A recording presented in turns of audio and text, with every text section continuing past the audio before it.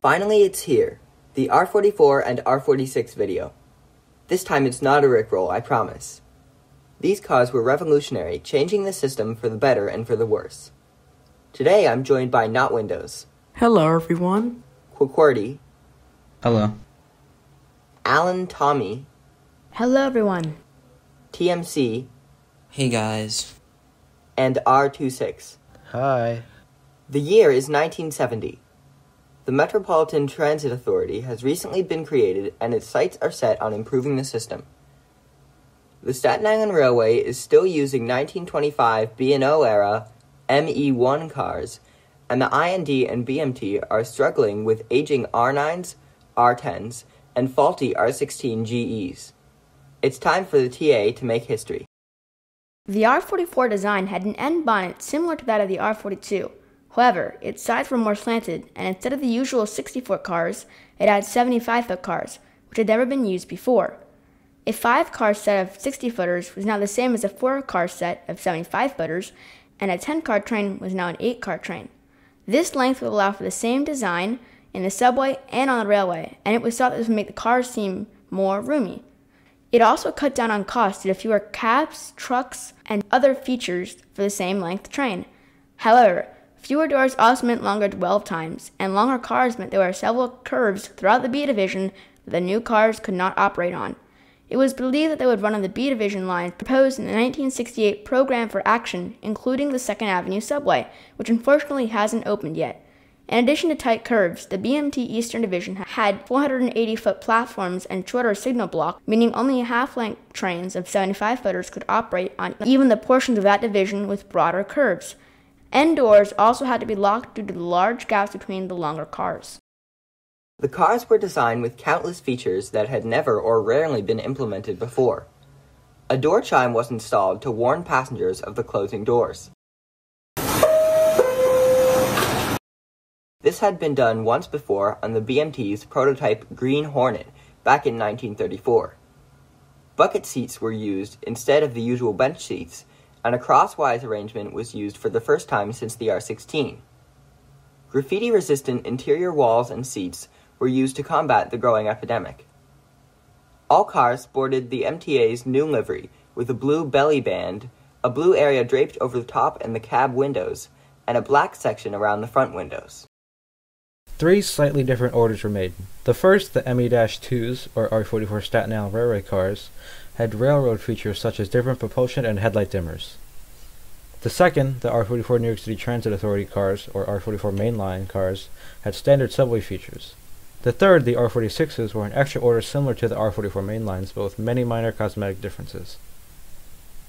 These cars came with automatic train operation equipment and a new braking system called the P-wire system, where the brakes were electronically and pneumatically controlled for automatic train operation.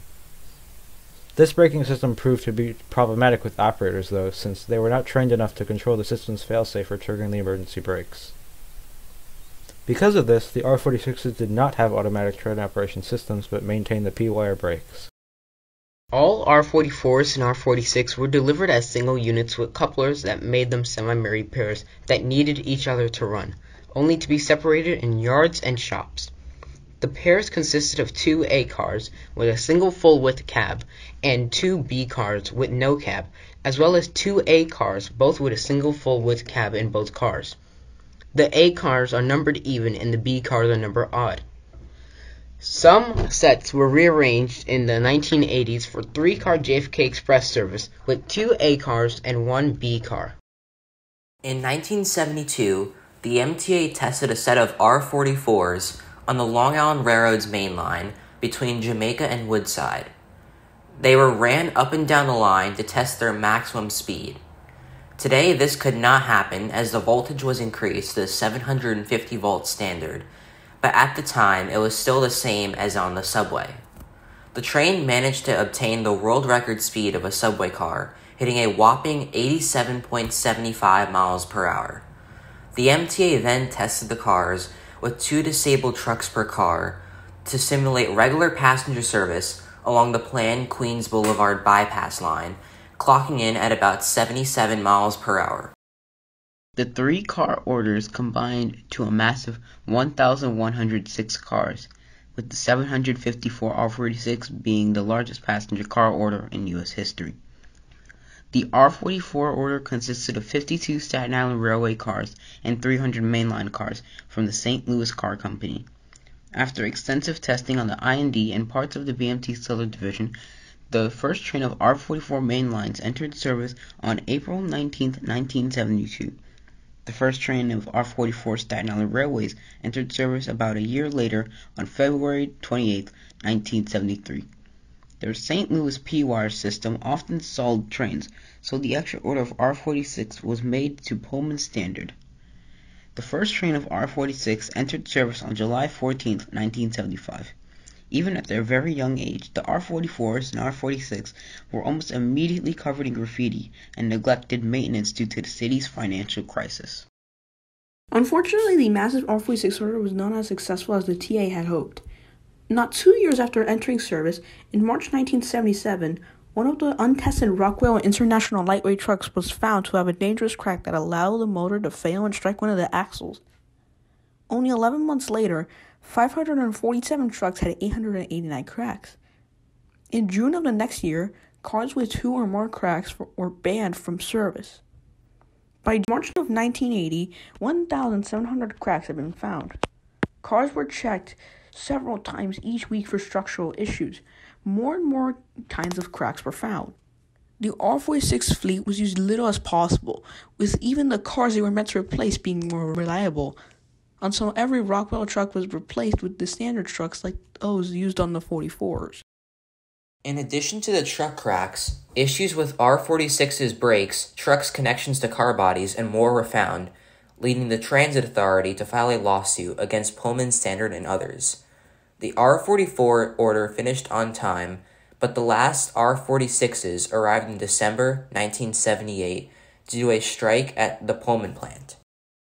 The last ME1 ended service in 1973, the last R9 in 1977, and the last GE R16 in 1983, later than expected due to issues with R46s. Several R10s were also replaced. Beginning in 1984, the R44 ML's faulty P-wire brakes and ATO systems were removed and replaced by standard SME brakes. Issues with these systems were not as common on R44 Staten Island Railways and R46s, so theirs remained. R44 ML's 388 to 399 were sent to Staten Island in 1985 as extra cars for growing ridership. They continued to use the P-wire brake system as they were not converted. These cars had originally been built with Staten Island Railway features, so this move could be made if necessary. That's all we have time for today. Tune in next time for their overhaul and deterioration. Bye. Peace. Goodbye, everyone. Goodbye. Bye. Bye.